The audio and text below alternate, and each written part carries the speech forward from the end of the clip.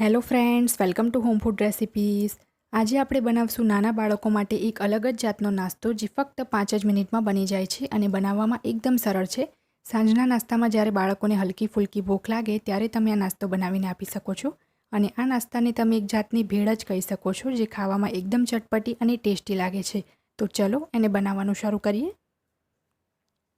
અહીંયા મેં લીધું છે એક પેકેટ કુરકુરે, જે મસાલા મંચનું કુરકુરે આવે છે, 10 રૂપિયાવાળું એક પેકેટ અહીંયા મેં એ લીધું છે। આની જગ્યાએ તમે કોઈ પણ તમારી પસંદની ફ્લેવરવાળું કુરકુરે લઈ શકો છો।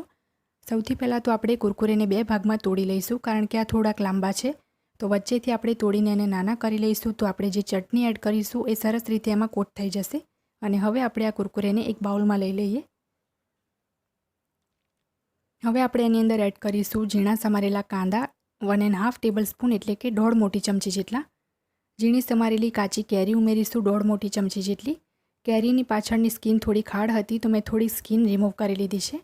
1.5 મોટી ચમચી જેટલા આપણે ઝીણે સમારેલા ટામેટાં ઉમેરીશું। તમારે આની અંદર બીટ ઉમેરવું હોય તો પણ ઉમેરી શકો છો। બાફીને ઝીણું સમારેલું બટાકું ઉમેરીશું 1 થી 1.5 મોટી ચમચી। થોડાક આપણે એમાં ઝીણા સમારેલા લીલા ધાણા ઉમેરી દઈશું।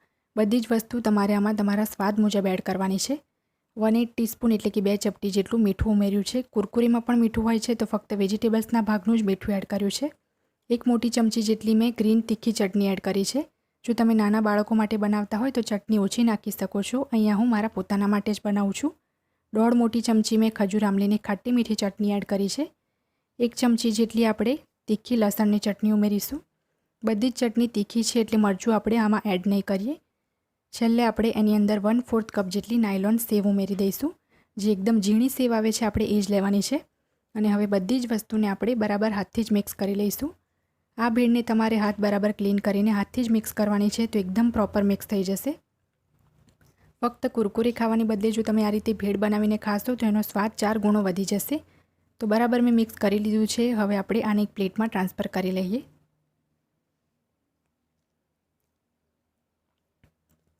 હવે છેલ્લે ગાર્નિશ માટે આપણે એના ઉપર થોડીક ઝીણી સેવ અને લીલા ધાણા સ્પ્રિંકલ કરીશું। આ ભેળ તમે એક વખત ચોક્કસ બનાવજો, નાના બાળકોને અને તમને બંનેને ખૂબ પસંદ આવશે। તો ફ્રેન્ડ્સ, આ ભેળને મેં ઝીણા સમારેલા ટામેટાં, કાંદા અને બીટથી ગાર્નિશ કરી લીધું છે જેથી એ દેખાવમાં હજી સુંદર લાગે। જો તમને મારી આજની આ રેસીપી પસંદ આવી હોય તો મારા વિડીયોને લાઇક અને શેર કરી ચેનલને સબસ્ક્રાઇબ કરવાનું ના ભૂલતા। સબસ્ક્રાઇબ બટનની બાજુમાં જે બેલ આઇકન છે એને પણ દબાવજો જેથી તમને મારા દરેક નવા વિડીયોની નોટિફિકેશન મળતી રહે। અને જો તમારે મારો આ જ વિડીયો હિન્દીમાં જોવો હોય તો એની પણ મેં લિંક નીચે ડિસ્ક્રિપ્શન બોક્સમાં આપી દીધી છે।